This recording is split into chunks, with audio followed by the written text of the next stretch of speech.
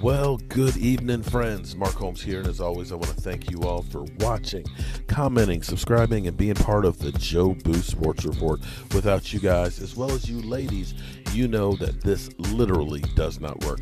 You know I love the music here. I love it. Shout out to Ron Oliver for all of our mixes. We're going to be changing it up a little bit, but I just truly love that mix. You know, it was our draft mix, but I'm going to have to change the name of it. But here we are. It is Monday in phase number 2 of OTA workouts for our Dallas Cowboys. Phase 2 of the workouts will only last until Friday, and in which case phase 3 starts out next week. Phase 2, they are still meeting virtual reality, but as far as the classroom work goes, but they're meeting out, of course, on the field, and of course now the whole team's together. We've just gotten finished with the rookies having their mini camp, and now it is time for the whole team to get together. And Mike McCarthy is talking about taking a different approach with the team than they have before, and definitely feeling more confident and feeling better about where they are as a team from this standpoint as compared to last year. Last year was the NFL scrambling, trying to figure out what they were going to do, but as things have gotten better, we're doing more and more meetings. The thing that's going to be interesting to me that I wonder is after the NFLPA had basically gotten some teams to boycott doing workouts and stuff in the facilities, and then having the offensive tackle from Denver getting hurt, how other teams are having people show up. Now, if you're a Detroit Lion, I'm not sure you want to show up for in person because Dan Campbell wants to bring a lion to practice. We'll ask the people in Houston about having a tiger running free in the neighborhoods for the last week, how they would feel about having a lion at practice. But be that as it may, the Cowboys are looking like they're not going to be signing either of the two quarterbacks they brought in, J.T. Barrett or Bradley Smith. We'll probably have to look elsewhere for a veteran backup.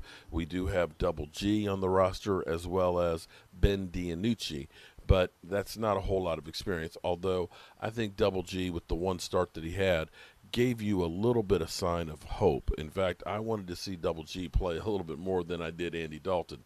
But I'm not mad about the Cowboys sticking with Andy Dalton because at least he played well enough to get a contract that may at least net us a fourth-round draft pick next year. Now, of course, you know how it is with the Dallas Cowboys. Every year, we are sold hope. And maybe we all fall into the headlines. I'm praying that I think a problem for our Dallas Cowboys players is because the Dallas Cowboys have such a big history, because you have so many Hall of Famers out there. You know, I have my football gods, those 77 Dallas Cowboys. You had the 90s triplets, you know, the Hall of Famers that were there. You're known as the biggest franchise in football. In fact, the most valuable franchise in all of sports. You have the biggest fan base. All this was built because of guys like Roger Staubach and Tony Dorsett and Rayfield Wright and Randy White and, you know, all of those players, the Charles Haleys, the Tony Dorsetts, the Emmitt Smiths, all of the work that was done to build the Dallas Cowboys and that brand. I'm afraid that a lot of the players fall into that hype and think, I'm a Dallas Cowboy. All I got to do is show up. You know, we're the Cowboys. And I think also sometimes you can fall for the false hype. And here's the problem that I'm beginning to have right now is it seems like all of a sudden, after having a terrible year, that now expectations are growing. And see, expectations are the building blocks of resentment. When you're expected to do something, it's like this for me. If I go to a customer and I say, you know, I'm going through and I describe the cabinets we're going to build and give her a proposal and sign a contract, and I say, I'll have the cabinets built in 3 weeks, right? Let's say it takes 4 weeks. that customer is mad because I said it's going to take 3 weeks. But you said it was going to be 3 weeks. Yeah, but, they were a little more complex. I had some lumber shortages. I cut my finger off. I don't want the customer doesn't want to hear that. They want to go by the expectations of 3 weeks.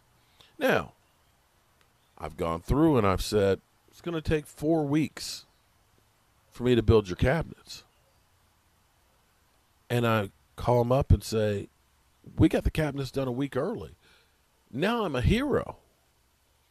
You see the difference? Expectations of something that's going to happen, and it doesn't happen, it leads to resentment. And so now, after losing Dak Prescott and Dak Prescott getting his contract, after the defense being ass, after having all these players that were hurt, having finished the season at 6-10, now all of a sudden we've got people talking about Super Bowl with the Dallas Cowboys. Not just one or two, but I can go across the board. Listen to this one right here. This is for betting. This is the boys at Pro Football Focus. Okay, I think this is an interesting thing to do. Which teams can actually win the Super Bowl this year? So Chiefs and Bucks, the two favorites, we've got them in there. Next two for you. I'm going to say it's Bills and Ravens. Do you agree? Yeah, I think so. I mean, Cleveland's in that sort of category too, but... Okay, Cleveland. Packers with Aaron Rodgers. They patch it up, yep. What would you do with the Niners? Would it like shock you if they won the Super Bowl? No, but that's just because they were in it 2 years ago, and they were a very scary team back then. But I look at the Niners more of a long-term proposition than I do like immediately this year as a. But it wouldn't team. Like of the teams that could win it wouldn't shock me. No. All right, I'd put the Rams and the Niners in that cluster then at like maybe 20-1 if we were making the odds. Yeah. Okay. Now it's getting dicey. At this point, it's like the Broncos with Rodgers. Yeah. What about the Colts? Yeah, I'm throwing the Colts out. Carson Wentz is ass. I'm throwing Carson Wentz and the Colts out. With the Seahawks. Yeah, I mean, they have a good enough quarterback, too, for sure. Now we're getting into the really, shocking part. But I think the last team I would put in there are the Cowboys. Yeah, Dallas has a good enough quarterback. They have a defense that everybody's going to fade, but it might be average. And you look at their schedule, as we talked about last week on the forecast, not that hard. And in a division, that's not that hard. I think that's where I'm drawing the line, though. I don't think any of these other teams have a real shot. I still like my Bears 50-1 bet. Let that be clear. Okay. All right. So that's one. Now they're not saying they should be the odds-on favorite, but again, you're still getting this whole. The Cowboys should be in that conversation. The question is, should they be in that conversation? Let's go to another one. Seattle. Then great news coming out of Dallas. We all remember that awful injury of Dak Prescott's right ankle. Well, nothing but great news is Mike McCarthy says that he expects his quarterback to be ready to go for training camp. Dak Prescott recently telling a reporter in Dallas that if he had to play in a game right now, we're talking mid-May 2021, he could go out there and play.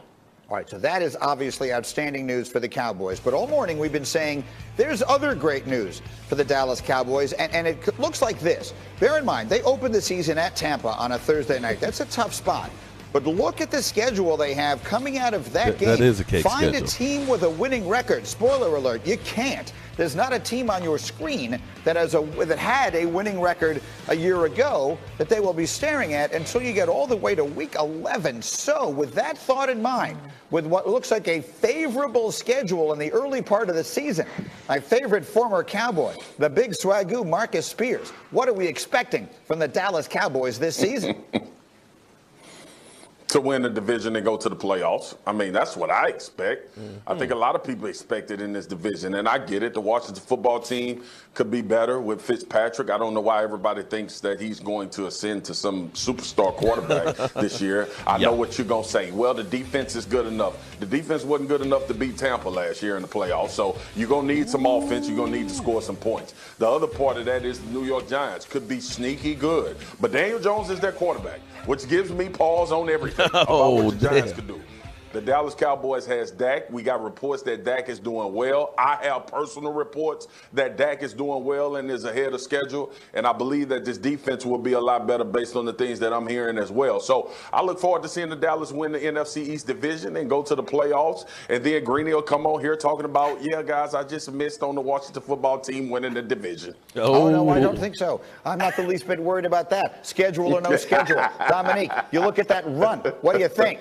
Yeah, first of all, I'm upset at you, Mike, because you're trying to undercut cousin Dak's MVP campaign already. You're trying to say that that record is not going to be worth as much as it's going to be worth. You're trying to say that these teams aren't very good, but all those teams are pretty good teams. Like, just because their record wasn't great last year, you know how it works in the NFL. Like, the Chargers are loaded with possibly the best young quarterback in the NFL. The Panthers got a new quarterback. They are also loaded on both sides of the ball. The Giants in their division, they have to play them, and the Patriots is never an easy game. The Vikings are a competitive team, and the Broncos may have the best defense in all of football. So no matter what that record column says on the side, those are not going to be easy games. Maybe the Eagles won't be that tough, but it's an in-division game, so you know it's going to be tough. So don't stop. Don't try. Don't you do it trying to undersell cousin Dak's MVP campaign already.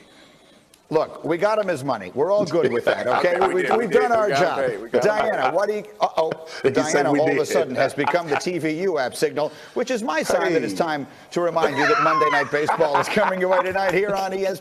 Okay, so back to then the original question. Are the Dallas Cowboys, with a soft schedule, with a Dak Prescott coming back, possibly a Tyron Smith and La'el Collins, getting back to where they were before their injuries, possibly the young pups on the defense, getting the Dallas Cowboys together? I don't know. Expectations are the building blocks of resentment. And I hate, as we sit here in May, starting to talk about playoffs and Super Bowls. It's way, way too soon for all that. But we'll go into this in more detail. In about 2 hours from now, we'll be doing our live stream. And because you guys voted on it, and we ended up taking care of business on here, we ended up putting the other star on there. Leave me a comment and let me know what you think about it. Do you like it? I guess if you're an Eagle fan, you don't. But I think actually it looks pretty good there, along with the other star. And as always, you know the deal. Mark Holmes here, and as always, I want to thank you all for watching, commenting, subscribing, and being part of the Joe Boo Sports Report.